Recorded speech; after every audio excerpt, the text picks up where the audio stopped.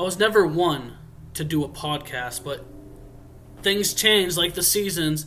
What's up, y'all? Welcome to the first debut episode of Drip Fed Dread. And that's right, I am your host, Plot Twist Dill. Is that a spoiler for what's to come with this video? Perhaps. Today, on the debut, we're going to be talking about the plot twist in horror movies specifically. There are so many times in a movie that people really get a great satisfaction on having the wool pulled over their eyes. And today, specifically, my microphone's way too fucking high. Hey girl, are you a pop filter over my microphone? Because you high. No, for real, today we're going to be talking about, plot twists, M. Night Shyamalan, and others. But first, I specifically want to talk about one to me that is the most pivotal in horror history, because this one not only flips the movie on its head halfway through instead of a final reveal, but it changes genres. Yeah, that's right, and that is Robert Rodriguez and Quentin Tarantino's From Dusk Till Dawn. Sadly, as a child, for me, I went into it knowing it was a horror movie. I think my dad or someone was like, hey, you want to watch a movie about vampires? And I was like, sure. But when you watch this movie, the first 30 to 40 minutes is a gut-churning, dark and gritty crime movie. Essentially, you got two brothers played by George Clooney and Quentin Tarantino who are on the run from the police, and they're just the grimiest types of people you could ever encounter. They're the ones you don't necessarily want to fuck with. When they run into this family at a motel and they take them for hostage, and they're like, you guys are going to drive us to Mexico. We have a rendezvous, a meeting point at a bar, and you're going to bring us there. So the movie sets up some epic tension, like some good character development with Harvey Keitel, Juliette Lewis, the brother, and they have this trip to Mexico, and they get in and finally end up at a bar called the Red Hot Titty Liquor or some shit. I don't remember what it was called, but Cheech Marin, they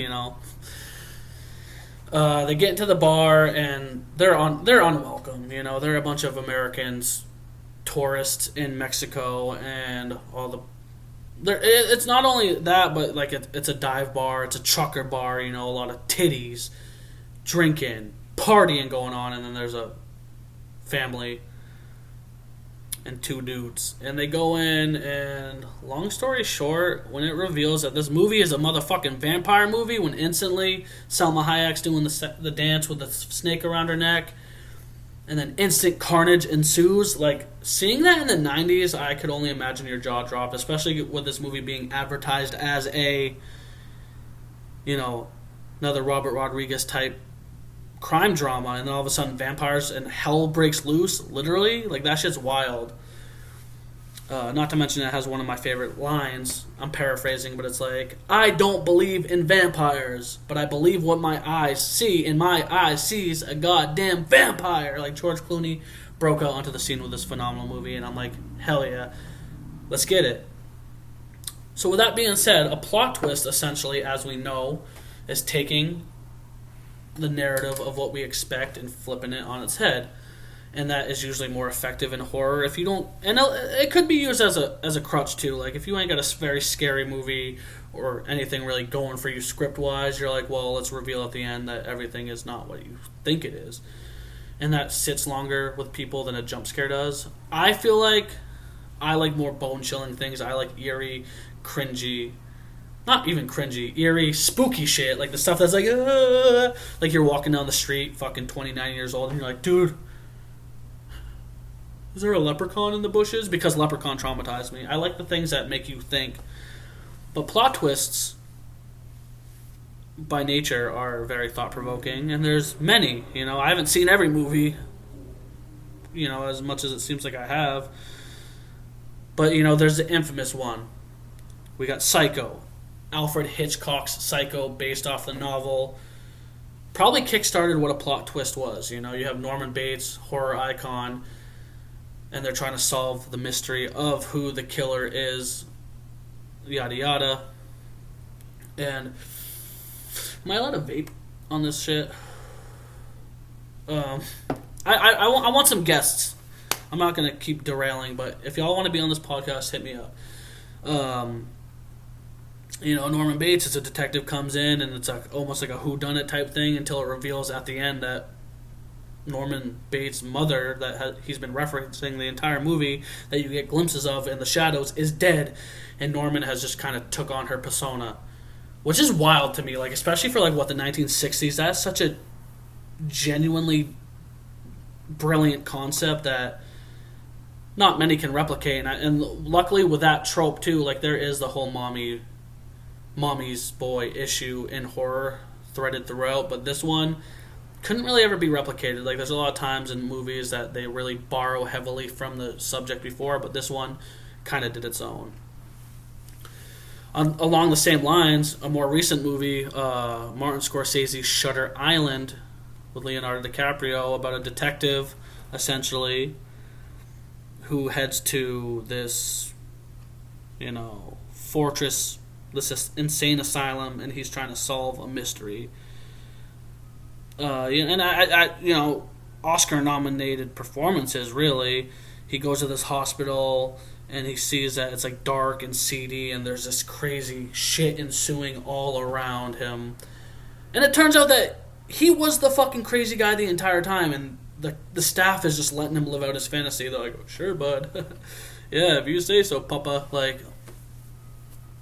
Oh my god. And not only that is it genuinely jarring, but the emotion and compassion and love that they give Leonardo DiCaprio's character, all for him just to be not who he said he is. You're like, damn, it's almost like you're rooting for someone that you weren't supposed to, and that is also a very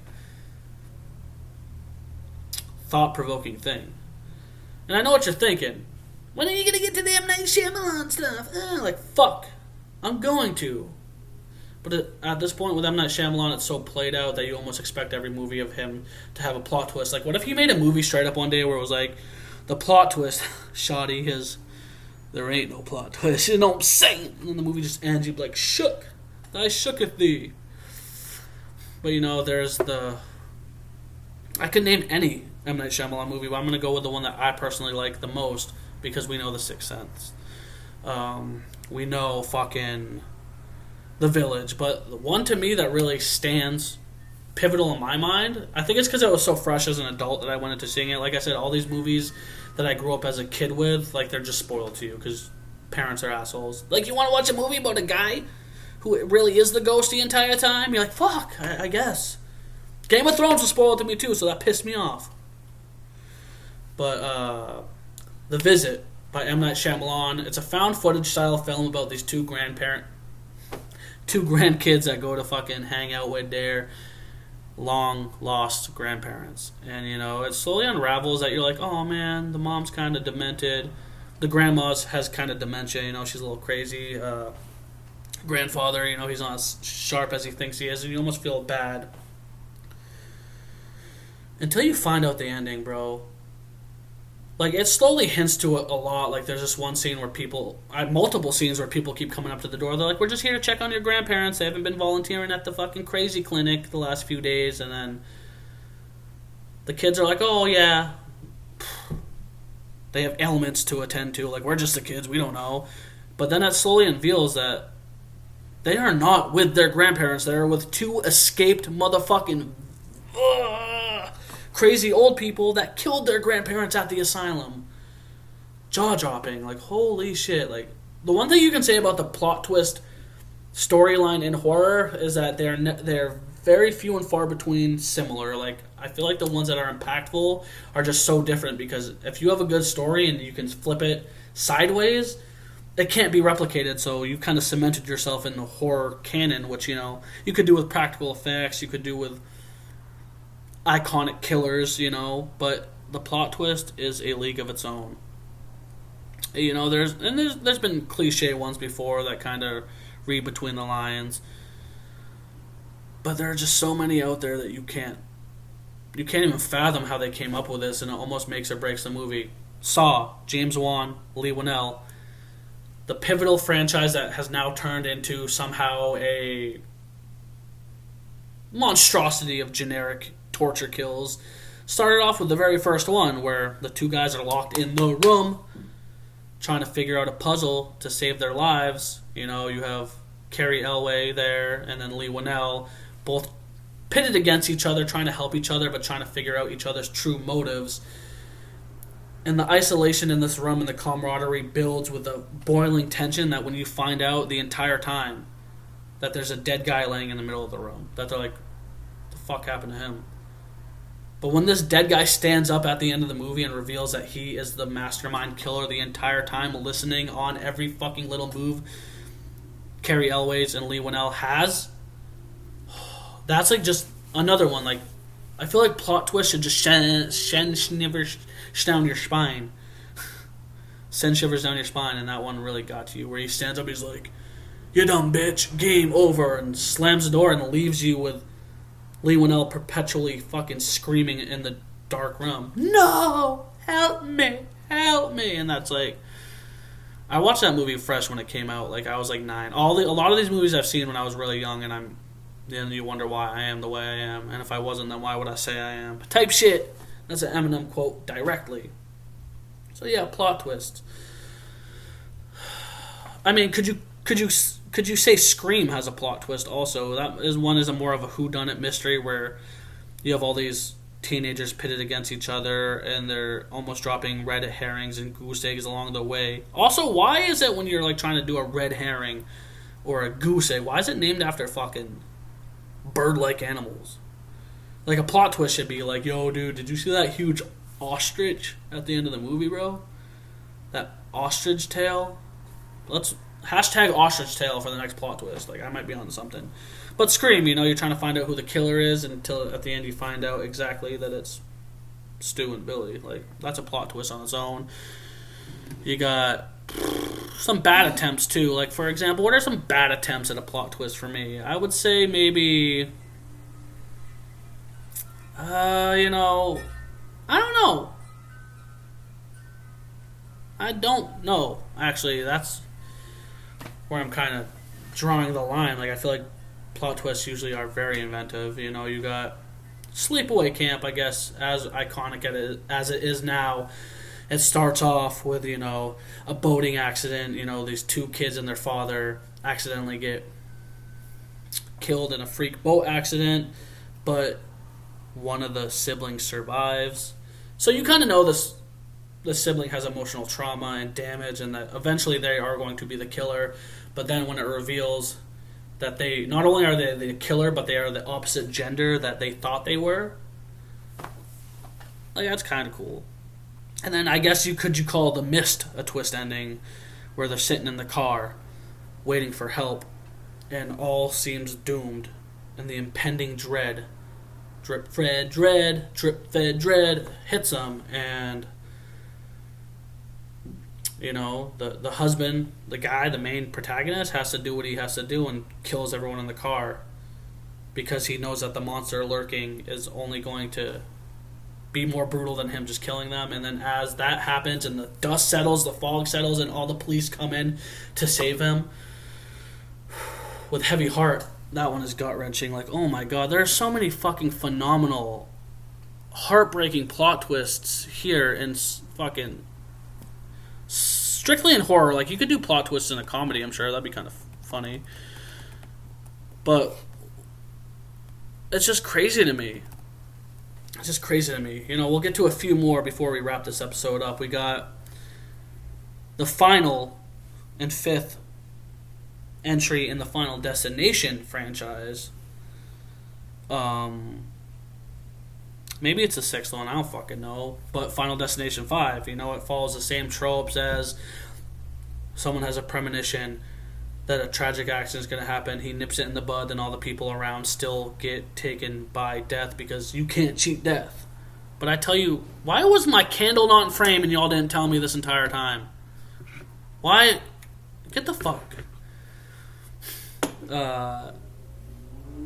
Just another generic fucking Final Destination movie that you're like, dude, been there, done that. But then this one stands out because the twist ending reveals that the 5th one is really a prequel. And the final moment at the end of this movie reveals that it is the plane crash that kickstarted the entire franchise. Which, little did y'all know that Final Destination was actually a rejected X-Files episode. That's cool. So, like, you know, when you tie movies in together, same as you can say with the marked ones on Paranormal Activity, it reveals that the ghost that is tormenting them in the first Paranormal Activity is the teenage boy in the fifth one. So, like, tying into a franchise could help, too. That almost kind of saves your franchise, but they always tend to do it with the shit movies. Like, this movie's going to be bad, but we're banking on this one plot twist, and that almost pisses you off. You know? So, with that said, all these illustrious plot twists, what more can you say? Fucking M. Night Shyamalan ain't the only one to do it. And speaking of which, I was looking at a list at the top 10. And I assumed it would be an M. Night Shyamalan one because I'm a basic bitch. But it turns out The Mist is number one. So that's cool. So yeah, is there any plot twists y'all think I'm missing? Like, that's crazy to me to even think of. Let me know. I hope you enjoyed this first episode. You know. And I really hope that I podcasted right. I don't know. Does this count as a podcast? Anyway, it's been real. It's been chill. It's been one of a kind. It's your boy, Plot Twist Dill, I think I said. And this is Drip Fed Dread. Subscribe. Do all that crazy shit because we're going to be having crazy episodes coming. This was more of a test run, but October, you know, the month of the wicked. We're going to get down and freaky. I love y'all. Give me a hell yeah for horror. Yeah.